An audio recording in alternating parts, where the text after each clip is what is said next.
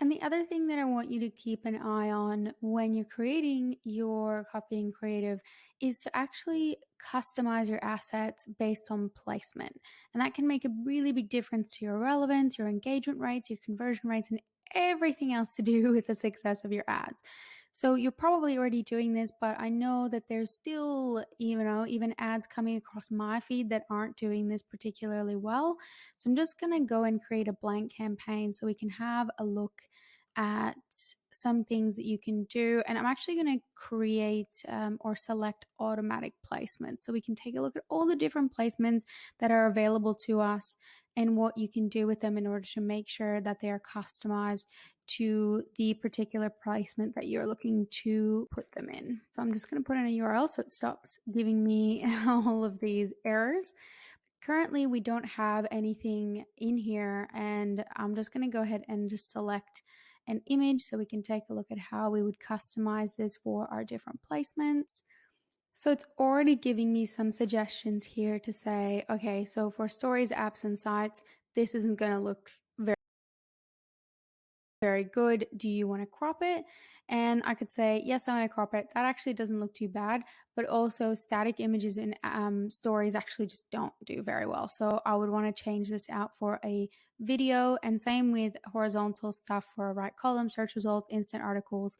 This doesn't really work for me. So I would change this out for an image that fits this particular format, but that's actually the same sort of image, maybe with some slight enhancements, where, for example, I could pop this image into my Instagram and add a couple of GIFs with, an arrow popping up or some text, and using the kind of native Instagram tools to create a really cool story that looks quite native, and then download that from Instagram to use for my ads.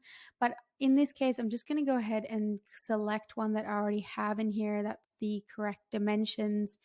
The problem is that it's not actually going to allow you to select a video right from here, but you can adjust this when you're actually in the ad itself. So I'll show you how to do that. But really here, it's just going to take a static thumbnail of that video at this stage. And I do generally actually split out my stories placement from my regular ad set, just because I think it's a very different audience, and in terms of performance it can be quite different as well.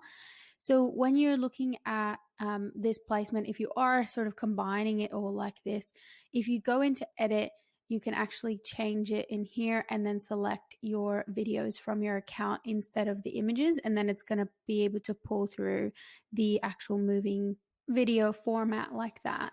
So I'm not going to do that for now, but just so you know that it is possible to do that in there. And also, if you're not comfortable or confident in creating your own videos, feel free to use some of their own suggestions for how you can optimize things within Facebook Ads Manager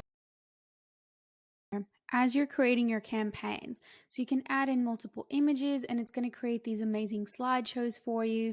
And there's a lot of really funky stuff that you can actually try within Ads Manager itself in terms of customization, and that includes text. So the big thing is with Instagram, you're not going to be able to write the long essays that you can on Facebook. It's going to cut you off. I think 2,200 characters is the max on Instagram, but it's also because people don't have the attention span on Instagram that they have on Facebook. So that's where you might want to come in here and edit the placement for the platform.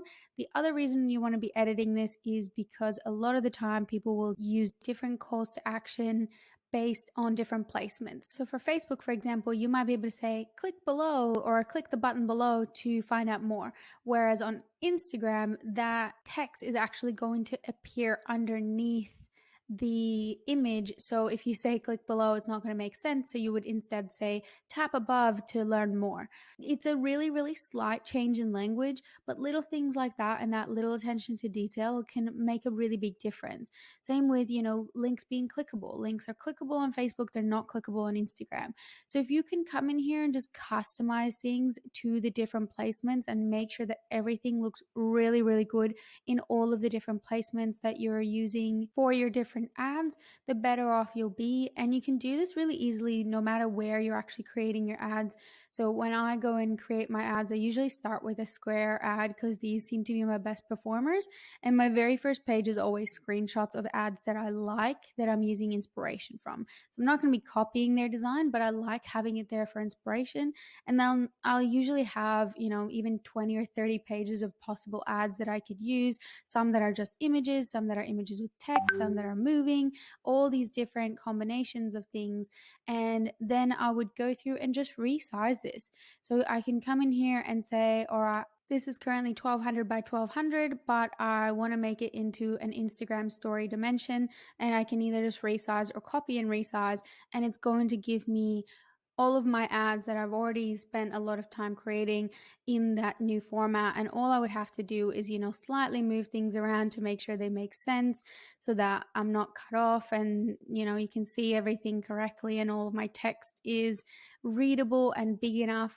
So it does take a little bit of manual labor, but it's really, really easy to do this inside of Canva or Photoshop or any of the design tools that you're using to create your ads, and it can make a really big difference so that people aren't seeing weirdly cropped images on their Facebook newsfeed, and it'll absolutely make an impact on your relevance scores.